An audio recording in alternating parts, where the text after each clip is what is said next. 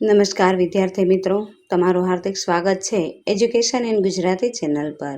આજનો આપણો વિષય છે ધોરણ 8 વિષય વિજ્ઞાન। તેમાં આપણે જોઈએ ચેપ્ટર નંબર 1, તેમનું નામ છે પાક ઉત્પાદન અને વ્યવસ્થાપન।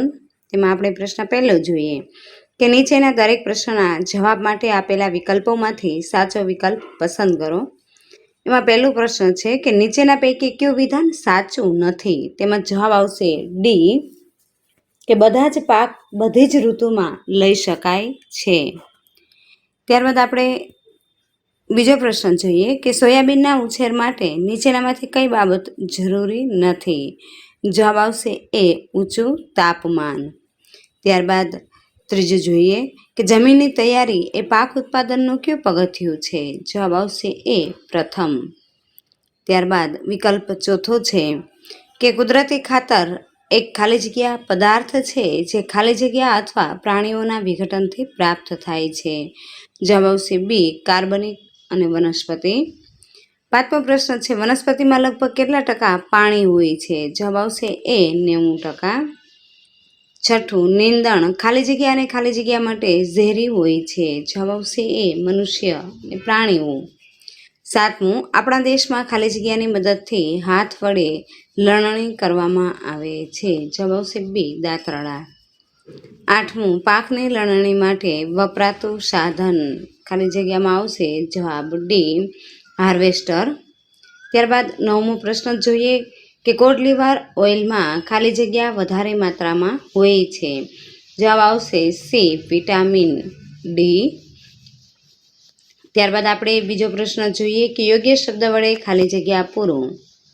તેમાં ખાલી જગ્યા પહેલી છે કે એક સ્થાન પર એક જ પ્રકારના મોટી માત્રામાં ઉછેરવામાં આવતા છોડને ખાલી જગ્યા કહે છે? જવાબ આવશે પાક। બીજું, પાક ઉગાડતા એટલે કે રોષતા પહેલાંનો પ્રથમ તબક્કો જમીનને ખાલી જગ્યા કરવાનો હોય છે? જવાબ આવશે તૈયાર। ત્રીજું, જમીનના ઉપરના સ્તરને ઉપર નીચે કરવાની પ્રક્રિયાને ખાલી જગ્યા કહે છે? જવાબ આવશે ખેડાણ। ચોથું, જમીનની ખેડ ખાલી જગ્યા દ્વારા કરવામાં આવે છે? જવાબ આવશે હળ। પાંચમું, જો જમીન કઠણ એટલે કે સખત હોય તો ખેડ કરતા પહેલા જમીનને ખાલી જગ્યા આપવામાં આવે છે? જવાબ આવશે પાણી। છઠ્ઠું, ભૂમિ પાકને ખાલી જગ્યા પ્રદાન કરે છે? જવાબ છે ખનિજ તત્વો। અને સાતમું છે ક્ષતિગ્રસ્ત બીજ પાણીની સપાટી પર ખાલી જગ્યા લાગશે? જવાબ આવશે તરવા। આઠમું, પાક ઉગાડવા માટે પર્યાપ્ત સૂર્યનો પ્રકાશ તેમજ જમીનમાંથી ખાલી જગ્યા તથા ખાલી જગ્યા આવશ્યક છે? જવાબ આવશે પાણી અને પોષક દ્રવ્યો। નવમું, વનસ્પતિના મૂળ દ્વારા પાણીનું શોષણ થાય છે જેની સાથે ખાલી જગ્યા અને ખાલી જગ્યા પણ શોષાય છે? જવાબ આવશે ખનિજો અને ખાતર। દસમું, નીંદણને દૂર કરવાની ક્રિયાને ખાલી જગ્યા કહે છે? જવાબ આવશે નિંદામણ। 11મું, નાના ખેતરવાળા ખેડૂતો અનાજના દાણાઓને ખાલી જગ્યા જેવી ક્રિયા દ્વારા અલગ કરે છે? જવાબ આવશે ઉપણવા। 12મો પ્રશ્ન છે અનાજના ઘરગથ્થુ સંગ્રહ માટે ખાલી જગ્યાના સૂકા પાનનો ઉપયોગ થાય છે? જવાબ આવશે લીમડાના। ત્રીજો પ્રશ્ન છે નીચે આપેલા વિધાનો પૈકી ખરા વિધાનો સામે સાચાની અને ખોટા વિધાનો સામે ખોટાની નિશાની કરો। તેમાં વિધાન પહેલું છે ક્ષતિગ્રસ્ત બીજ પાણીની સપાટી પર તરવા લાગે છે। આ વિધાન સાચું છે। બીજું, કોઈ એક જ પ્રકારના છોડને કોઈ સ્થાન પર મોટી માત્રામાં ઉછેરવામાં આવે તો તેને પાક કહે છે। આ વિધાન સાચું છે। ત્રીજું, શિયાળામાં રોપવામાં આવતા પાકને ખરીફ પાક કહે છે। આ વિધાન ખોટું છે। અને ચોથું છે કે જમીનમાં ખાતર ભેળવવા, નિંદામણના નિકાલ તેમજ માટીને ખોદવા માટે વાવણિયાનો ઉપયોગ કરવામાં આવે છે। આ વિધાન ખોટું છે। ત્યારબાદ પાંચમું છે કે કૃત્રિમ ખાતરના વધુ પડતા ઉપયોગથી જમીનની ફળદ્રુપતામાં ઘટાડો થાય છે। આ વિધાન સાચું છે। છઠ્ઠું, વનસ્પતિમાં લગભગ 99% પાણી હોય છે। આ વિધાન ખોટું છે। સાતમું છે સિંચાઈની આધુનિક પદ્ધતિઓ દ્વારા પાણીનો કરકસરપૂર્ણ ઉપયોગ કરી શકાય છે। આ વિધાન સાચું છે. અને 8મું છે, ખેતરમાં નીંદણનો નાશ કરવા માટે 2,4-ABનો ઉપયોગ કરવામાં આવે છે. આ વિધાન ખોટું છે. ત્યારબાદ આપણે પ્રશ્ન નંબર 4 જોઈએ કે યોગ્ય રીતે જોડકા જોડો. તેમાં વિભાગ અમાં આપેલા શબ્દોને વિભાગ બમાં આપેલા શબ્દ સાથે જોડો. વિભાગ અ અને વિભાગ બમાં આપણે જોઈએ. વિભાગ અમાં પહેલું છે ખરીફ પાક, તેમાં જવાબ આવશે ઈ ડાંગર અને મકાઈ. બીજું આવશે રવિ પાક, તેમાં જવાબ આવશે ડી ઘઉં, ચણા અને વટાણા. ત્રીજું રાસાયણિક ખાતર, તેમાં જવાબ આવશે બી યુરિયા અને સુપર ફોસ્ફેટ. અને ચોથું છે છાણિયું ખાતર, તેમાં જવાબ આવશે સી પ્રાણીમળ, ગાયનું છાણ, મૂત્ર અને વનસ્પતિનો નકામો કચરો. ત્યારબાદ આપણે પ્રશ્ન જોઈએ 5મું કે નીચેના દરેકના બે ઉદાહરણો આપો. પહેલું ખરીફ પાક, તેમાં આવશે ડાંગર, મકાઈ, સોયાબીન, કપાસ. અને બીજું છે રવિ પાક, તેમાં આવશે ઘઉં, ચણા, વટાણા, રાઈ, અળસી. ત્યારબાદ પ્રશ્ન 6 જોઈએ કે માગ્યા મુજબ વર્ગીકરણ કરો. તેમાં આપણે જોઈએ કે નીચે દર્શાવેલ પાકનું રવિ પાક અને ખરીફ પાકમાં વર્ગીકરણ કરો. રવિ પાકમાં આવશે ઘઉં, ચણા, વટાણા, રાઈ, અળસી. અને ખરીફ પાકમાં આવશે ડાંગર, મકાઈ, સોયાબીન અને કપાસ. ત્યારબાદ પ્રશ્ન નંબર 7 જોઈએ, વ્યાખ્યા આપો. તેમાં પહેલું છે પાક. જવાબ જોઈએ કે એક જ પ્રકારના છોડને કોઈ સ્થાન પર મોટી માત્રામાં ઉછેરવામાં આવે તો તેને પાક કહે છે. બીજું છે કુદરતી અને કૃત્રિમ ખાતર, કે વનસ્પતિના સ્વચ્છ વૃદ્ધિ માટે પોષક દ્રવ્ય સ્વરૂપે જે કુદરતી પદાર્થોને માટીમાં ઉમેરવામાં આવે છે તેને કુદરતી ખાતર, અને જે કૃત્રિમ પદાર્થને માટીમાં ઉમેરવામાં આવે છે તેને કૃત્રિમ ખાતર કહે છે. ત્યારબાદ ત્રીજું જોઈએ સિંચાઈ. સિંચાઈમાં આપણે જોઈએ કે સમયાંતરે ખેતરમાં યોગ્ય પ્રમાણમાં પાણી પૂરું પાડવાની ક્રિયાને સિંચાઈ કહે છે. ચોથું છે નીંદણ. ખેતરમાં મુખ્ય પાકની સાથે કેટલીક અનૈચ્છિક અને બિનજરૂરી છોડ કુદરતી રીતે ઉગી નીકળે છે. આવા અનૈચ્છિક અને બિનજરૂરી છોડને નીંદણ કહે છે. નીંદણનાશક. નીંદણનાશક એટલે શું? તો કે નીંદણને દૂર કરવામાં વપરાતા રસાયણોને નીંદણનાશક કહેવામાં આવે છે. ત્યારબાદ લણણી, કે પાક જ્યારે પૂર્ણ પરિપક્વ થાય ત્યારે તેને કાપવાની ક્રિયાને લણણી કહેવામાં આવે છે. અને 7મું છે થ્રેશિંગ, કે કાપવામાં આવેલ પાકમાંથી બીજ અને દાણાઓને ભૂસામાંથી અલગ કરવાની ક્રિયાને થ્રેશિંગ કહેવામાં આવે છે. ત્યારબાદ 8મું જોઈએ પશુપાલન, કે મોટા પાયા પર ઘરમાં કે ખેતરમાં પાલતુ પ્રાણીઓને યોગ્ય રહેઠાણ, ખોરાક પૂરા પાડવામાં આવે તેમજ દેખરેખ માવજત કરીને ખાદ્ય પદાર્થ એટલે કે ખોરાક પ્રાપ્ત કરવામાં આવે તેને પશુપાલન કહે છે. 8મો પ્રશ્ન છે નીચેના પ્રશ્નના 1-2 વાક્યમાં ઉત્તર આપો. પહેલું છે સજીવોને વિવિધ જૈવિક ક્રિયાઓ કરવા માટેની શક્તિ કેવી રીતે મળે છે? કે સજીવો જે ખોરાક લે છે તેનું પાચન થતાં મુક્ત થતી શક્તિ ઉર્જા સજીવોને વિવિધ જૈવિક ક્રિયાઓ કરવા માટે ઉપયોગી બને છે. બીજું, વનસ્પતિને ખોરાકની જરૂરિયાત પૂરી કરવા માટે ખેતી ઉત્પાદન અંગે શું જરૂરી છે? કે વસ્તીની ખોરાકની જરૂરિયાત પૂરી કરવા માટે નિયમિત ખેત ઉત્પાદનનું વ્યવસ્થાપન અને યોગ્ય સમયે વિતરણ જરૂરી છે. ત્રીજું છે કે શેના આધારે પાકોને વર્ગીકૃત કરવામાં આવે છે? જે ઋતુમાં આપણે જે પાક લઈએ છીએ તેને આધારે તેનું વર્ગીકરણ કરવામાં આવે છે. ચોથો પ્રશ્ન, ભારતમાં પાકને ઋતુના આધારે કેટલા ભાગમાં વર્ગીકૃત કરવામાં આવ્યા છે? ક્યાં ક્યાં? જવાબ જોઈએ કે ભારતમાં પાકને ઋતુના આધારે 2 ભાગમાં વર્ગીકૃત કરવામાં આવ્યા છે, ખરીફ પાક અને રવિ પાક. 5મો પ્રશ્ન છે કે બીજની વાવણી કરવા માટે વપરાતા પરંપરાગત ઓજાર વિશે જણાવો. પરંપરાગત રીતે બીજની વાવણી કરવા માટે વાપરવામાં આવતા ઓજાર વાવણિયાના ઉપરનો ભાગ ગળણી આકારનો હોય છે. બીજને ગળણીની અંદર નાખવાથી તે ધારદાર અણીવાળા છેડાયુક્ત 2 કે 3 પાઇપમાંથી પસાર થાય છે અને આ છેડાઓ માટીમાં ખૂંપીને બીજનું સ્થાપન કરે છે. છઠ્ઠો પ્રશ્ન છે કે જમીનમાં બીજ વાવવા માટે ઉપયોગમાં આવતા સાધનને શું કહે છે? કે જમીનમાં બીજ વાવવા માટે ઉપયોગમાં આવતા સાધનને વાવણીઓ કહે છે. સાતમું, ખાતર આપવાની ક્રિયા એટલે શું? સતત એક જ પાક ઉગાડવાથી માટીમાંથી કેટલાક પોષક દ્રવ્યો ઓછા થઈ જાય છે.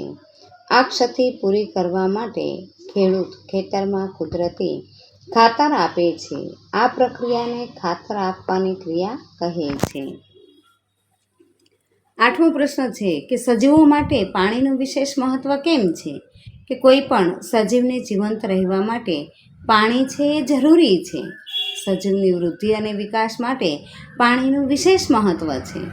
કે સજીવોમાં આવા લગભગ આપણે જોઈએ કે 70% થી 80% પાણી હોય છે. સજીવની જૈવ રાસાયણિક ક્રિયાઓ પાણી વગર શક્ય જ નથી. આથી સજીવો માટે પાણીનું વિશેષ મહત્વ છે. ત્યારબાદ 9મો પ્રશ્ન છે કે ખેતરમાં નિયમિત રૂપે પાણી આપવું કેમ આવશ્યક છે? જવાબ છે કે વનસ્પતિમાં લગભગ 90% પાણી હોય છે. ખેતરમાં બીજનું અંકુરણ શુષ્ક પરિસ્થિતિમાં થતું નથી. વનસ્પતિના પ્રત્યેક ભાગમાં ખનિજોનું વહન પાણી દ્વારા થાય છે. તે પાકને ઠંડી તેમજ ગરમ હવાથી રક્ષણ આપે છે. સ્વસ્થ પાકના ઉછેર માટે જમીનમાં પાણીનું ભેજ જાળવી રાખવા અને ખેતરમાં નિયમિત રૂપે પાણી આપવા જરૂરી છે. ત્યારબાદ 10મો પ્રશ્ન છે કે સિંચાઈના સ્ત્રોત જણાવો.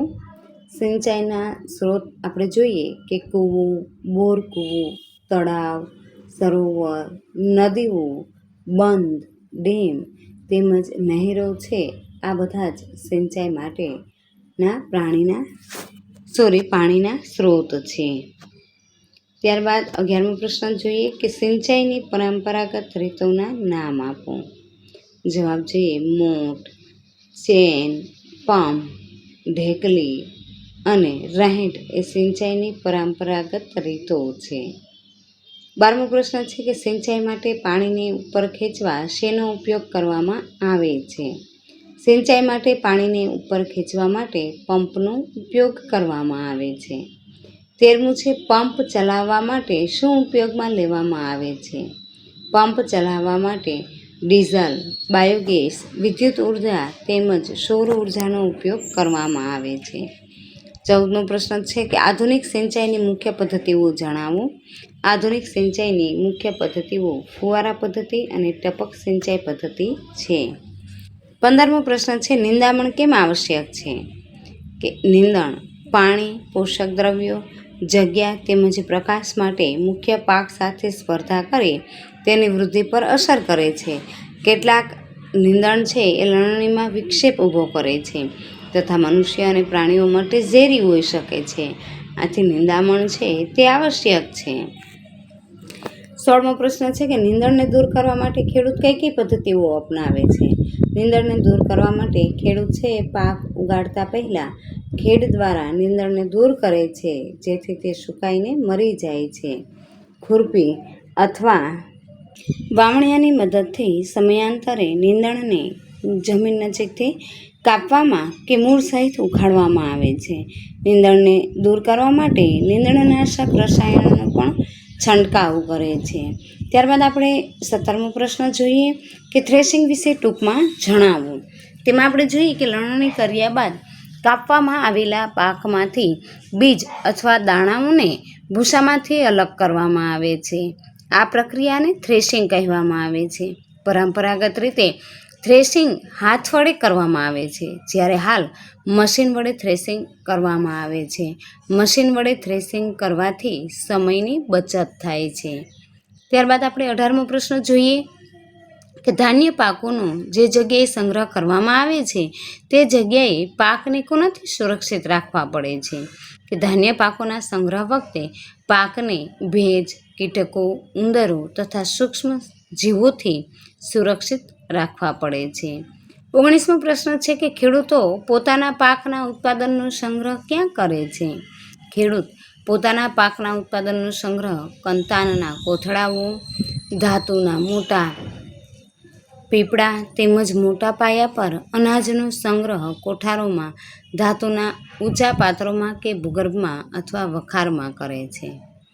20મો પ્રશ્ન છે કયા કયા પ્રાણીઓ આપણને દૂધ આપે છે? ગાય, ભેંસ, બકરી, ઊંટડી જેવા પ્રાણીઓ છે એ આપણને દૂધ આપે છે. પ્રશ્ન નંબર 9મો છે કે તફાવતના 2 મુદ્દા આપો. ખરીફ પાક અને રવિ પાક. ખરીફ પાકમાં આપણે જોઈએ કે આ પાક છે વરસાદની ઋતુમાં વાવવામાં આવે છે, જ્યારે રવિ પાક છે એ શિયાળાની ઋતુમાં વાવવામાં આવે છે.